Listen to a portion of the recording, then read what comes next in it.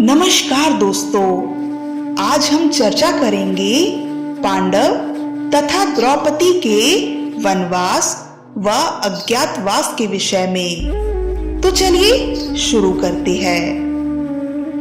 अज्ञातवास का अर्थ है बिना किसी के द्वारा जाने गए किसी अपरिचित स्थान में रहना। द्वित में पराजित होने के पश्चात पांडवों को 13 वर्ष का वनवास व अज्ञातवास भुगतना था। 12 वर्ष जंगल में तथा 13वां वर्ष अज्ञातवास में बिताना था। वनवास के 12 वर्ष की कठिनाइयों को झेलने के पश्चात अब पांडवों का 13वें वर्ष के अज्ञातवास का समय आ गया था। अब पांडव आम जनता से दूर वन में एकांत स्थान पर विचार करने लगे कि 1 वर्ष का अज्ञातवास किस नगर में बिताया जाए। फिर अर्जुन ने विराट नगर जाने का प्रस्ताव दिया, जिसके राजा विराट दुर्योधन की बातों में नहीं आएंगे। अब सभी पांडव भाई तथा द्रौपदी अपना वेश बदलकर मत्स्य देश के विराट नगर की ओर चल पड़े और मार्ग में एक भयानक वन के भीतर एक शमशान में उन्होंने अपने अस्त्र शस्त्रों को छिपाकर रख दिया और उनके ऊपर मनुष्यों के मृत शवों तथा अस्थियों को रख दिया, ताकि भय के कारण कोई वहां ना जा सके।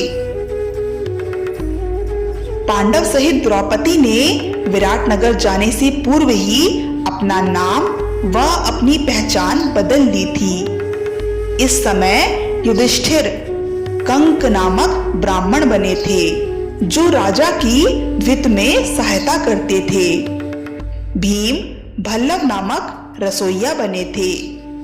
अर्जुन वृत्ला नामक नपुंसक बने थे। नकुल ग्रंथिक नामक अश्व अध्यापक अर्थात अश्वों की देखभाल तथा अश्वों को परीक्षित करने वाले बने थे, तथा सहदेव तंतीपाल नामक गौशाला की देखरेख करने वाले बने थे और द्रौपदी सेंद्री नामक दासी बनी थी। राजा विराट के दरबार में पहुंचकर युधिष्ठिर ने कहा, हे राजन, मैं व्यांगपाद गोत्र से उत्पन्न हुआ हूं तथा मेरा नाम कंक है। मैं द्वित विद्या में निपुण हूं। आपके पास आपकी सेवा करने की कामना लेकर उपस्थित हुआ हूं। इस पर विराट बोले, कंक, तुम दर्शनीय पुरुष प्रतीत होते हो। मैं तुम्हें पाकर प्रसन्न हूं, अतः तुम सम्मान पूर्वक यहां रह सकते हो। उसके बाद शेष पांडव तथा द्रौपदी राजा विराट के दरबार में पहुंचे और बोले, हे महाराज, हम सब पहले महाराज युधिष्ठिर के सेवक थे। पांडवों के वनवास में जाने पर हम आपके दरबार में सेवा के लिए उपस्थित हुए हैं। राजा विराट के द्वारा परिचय पूछने पर सर्वप्रथम हाथ में करछी और कड़ाई लिए हुए भीमसेन बोले, महाराज, आपका कल्याण हो। मेरा नाम भल्लव है। मैं भोजन बनाने का कार्य उत्तम प्रकार से जानता हूं। मैं महाराज युधिष्ठिर का रसोइया था। नकुल बोले, हे मत्स्याधिपति, मेरा नाम ग्रांथिक है। मैं अश्व विद्या में निपुण हूं। राजा युधिष्ठिर के यहाँ मेरा काम उनके अश्वशाला की देखभाल करना था। सहदेव बोले, हे महाराज, मेरा नाम तंतीपाल है। मैं गाय बछड़ों की नस्ल पहचानने में निपुण हूं और मैं महाराज युधिष्ठिर के गौशाला की देखभाल किया करता था। महाराज विराट ने उन चारों को अपनी सेवा में रख लिया। इधर द्रौपदी महाराज विराट की धर्मपत्नी महारानी सुदेशना के पास जाकर बोली, हे महारानी, मेरा नाम सिरेंधी है। मैं पहले धर्मराज युधिष्ठिर की पत्नी महारानी द्रौपदी की दासी का कार्य करती थी, किंतु उनके वनवास चले जाने के कारण मैं कार्य मुक्त हो गई हूँ। अब आपकी सेवा की कामना लेकर आपके पास आई हूँ। सिरेंधी के रूप, गुण तथा सौंदर्य से प्रभावित हो महारानी सुदेशना ने उन्हें अपनी मुख्य दासी के रूप में नियुक्त कर दिया। अंत में उर्वशी के द्वारा दिए गए श्रापवश नपुंसक बने, हाथी दांत की चूड़ियां पहने तथा सिर पर चोटी गूंथे हुए अर्जुन बोले, हे मत्स्यराज, मेरा नाम वृत्ला है। मैं नृत्य संगीत विद्या में निपुण हूँ। क्योंकि मैं एक नपुंसक हूँ, इसलिए महाराज युधिष्ठिर ने मुझे अपने अंतरपुर की कन्याओं को नृत्य और संगीत सिखाने के लिए नियुक्त किया था।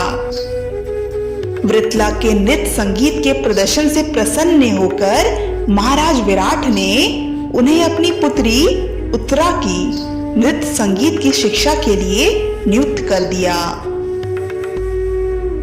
इस प्रकार पांडव तथा द्रौपदी ने मत्स्य देश के महाराज विराट की सेवा में नियुक्त होकर अपने अज्ञातवास का आरंभ किया।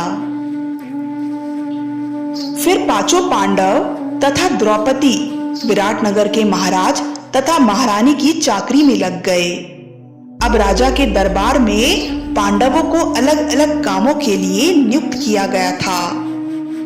युधिष्ठिर को विराटनगर के दरबार में कंक नामक दरबारी बनाया गया था, जो सदैव राजा के साथ चौसर खेलने में व्यस्त रहते थे।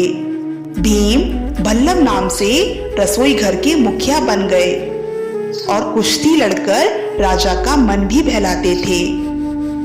अर्जुन स्त्री के भेष में वृत्ला नाम से विराटनगर की दासियों के साथ नाचने गाने लगे और महाराज की पुत्री उत्तरा को नृत्य सिखाने लगे, जो आगे चलकर अर्जुन के पुत्र अभिमन्यु की पत्नी और अर्जुन की पुत्र वधू बनती है, जिसके विषय में हम कभी और चर्चा करेंगे। नकुल ग्रांतिक नाम से अस्तबल में घोड़ों की देखभाल और बीमारियों का इलाज करते थे। सहदेव तंतीपाल बनकर गाय बैलों की सेवा करते थे। द्रौपदी सेंधी नामक दासी बनकर विराटनगर की महारानी सुदेशना की सेवा में लग गई थी। पांडव तथा द्रौपदी को मत्स्य नरेश विराट की राजधानी में निवास करते हुए 10 माह व्यतीत हो गए थे। एक दिन महाराज विराट का साला चीचक अपनी बहन महारानी सुदेशना से भेंट करने आया। जब उसकी दृष्टि द्रौपदी पर पड़ी, तब वह काम पीड़ित हो उठा तथा द्रौपदी से एकांत में मिलने के अवसर की ताक में रहने लगा। द्रौपदी भी दुष्ट चीचक की काम दृष्टि को भाप गई थी। उन्होंने महाराज विराट और महारानी सुदेशना से कहा भी कि चीचक मुझ पर कुदृष्टि रखता है। मेरे 5 गंधर्व पति है, एक ना एक दिन वह चीचक का वध अवश्य कर देंगे। किंतु उन दोनों ने ही द्रौपदी की बातों को अनसुना कर दिया। फिर लाचार होकर एक दिन द्रौपदी भीमसेन के पास जा पहुंची और उनको चीचक की कुदृष्टि तथा कुविचार के विषय में बता दिया। द्रौपदी के वचन सुनकर भीमसेन को उस दुष्ट चीचक पर अत्यंत क्रोध आया। वह बोले, हे द्रौपदी, तुम उस दुष्ट चीचक को अर्धरात्रि में नृत्यशाला में मिलने का आदेश दे दो। नृत्यशाला में तुम्हारे स्थान पर मैं जाकर उसका वध कर दूंगा। द्रौपदी ने भीम की योजना के अनुसार चीचक को रात्रि में नृत्यशाला में मिलने का संकेत दे दिया। भीमसेन पहले से ही द्रौपदी के वस्त्रों से अपना शरीर और अपना मुख ढककर वहां पर लेटे हुए थे। द्रौपदी के इस संकेत से अत्यंत प्रसन्न होकर दुष्ट चीचक जब रात्रि को नृत्यशाला में पहुंचा, वहां पर द्रौपदी को देखकर वह अत्यंत प्रसन्न हो गया। पर उस मूर्ख को क्या पता था कि वहां द्रौपदी नहीं, बल्कि द्रौपदी के भेष में स्वयं भीम थे। भीम को द्रौपदी समझकर दुष्ट चीचक ने उन्हें जैसे ही स्पर्श करने की चेष्टा की, भीमसेन उछलकर उठ खड़े हुए और बोले, अरे पापी, तू इस समय अपनी मृत्यु के समक्ष खड़ा है। ले, अब पराई स्त्री पर कुदृष्टि डालने का फल चख। इतना कहकर भीमसेन ने दुष्ट चीचक को लात और घूसों से मारना आरंभ कर दिया। जिस प्रकार प्रचंड आंधी वृक्षों को झकझोर डालती है, उसी प्रकार भीमसेन चीचक को धक्के मार मार कर सारी नृत्यशाला में घुमाते रहे। अनेक बार उसे घुमा घुमा कर धरती पर पटकने के बाद अपनी भुजाओं से उसकी गर्दन को मोड़कर उसे पशु की मौत मार डाले। इस प्रकार भीम ने दुष्ट चीचक की हत्या कर दी। फिर 2 माह पश्चात पांडव तथा द्रौपदी के अज्ञातवास का 1 वर्ष समाप्त हो गया और साथ ही उनके पहचान का भी खुलासा हो गया, जो उन्होंने 1 वर्ष तक गुप्त रखा था।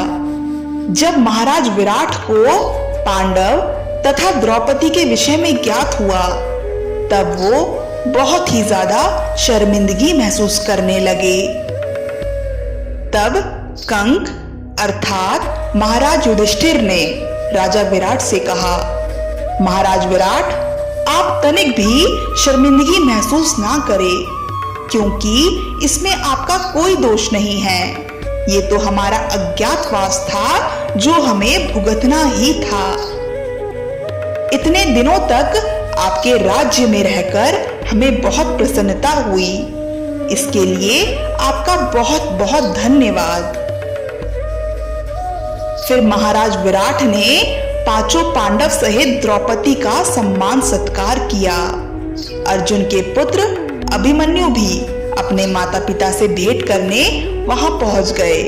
इसी दौरान अर्जुन के पुत्र अभिमन्यु और महाराज विराट की पुत्री उत्तरा एक दूसरे को देखकर मोहित हो गए और फिर दोनों का विवाह हो गया। अभिमन्यु और उत्तरा को एक पुत्र की भी प्राप्ति हुई थी, जिनका नाम था परीक्षित। इन्होंने ही आगे चलकर हस्तिनापुर का राजभार संभाला था।